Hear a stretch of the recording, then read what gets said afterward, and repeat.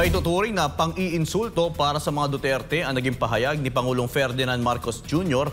na nais itong makipagkasundo sa kanila. Ayon ito sa isang dating opisyal ng gobyerno. Bakit? Alamin ang buong detalye mula sa report ni Almar Forzuelo, exclusive.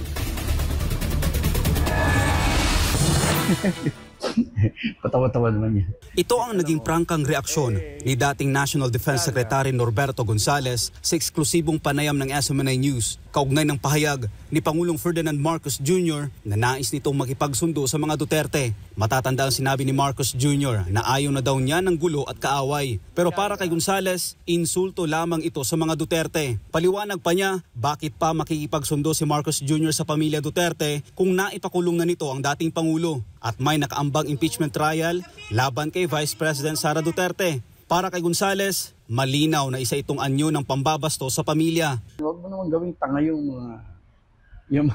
sabi mo, willing out. Pagkatapos mo ipa-arrest yung tatay o i-impeach mo pa. Tapos sabihin, hindi, kasundo na lang tayo. Mahirap yan. Ika nga, inaapi mo na, huwag mo nang insultuhin pa. Kasi lalo lang magagalit yan. Dahil dito, payo ni Gonzales kay Pangulong Marcos Jr., itigil na ang pagkukunwari at huwag nang magbalat kayo at kunwari naghahangad ito ng pagkakaibigan. Lalo na kung ang kilos naman niya ay malinaw na salungat sa kanyang pinagsasabi. Kung may gagawin siya, tuloy niya na. Huwag yung kunyari, friendly siya.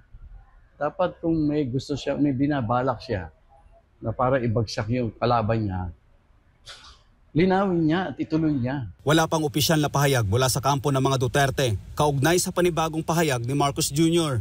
Sa kabila nito, matatandaan na nauna nang iginiit ni Vice President Sara Duterte na hindi siya ang klase ng taong pumapayag sa areglo, lalo na sa mga taong anyay ng gulo sa kanya at sa kanilang pamilya. Para sa Diyos sa Pilipinas, kung mahal, Almar Forzuelo, SMNI News.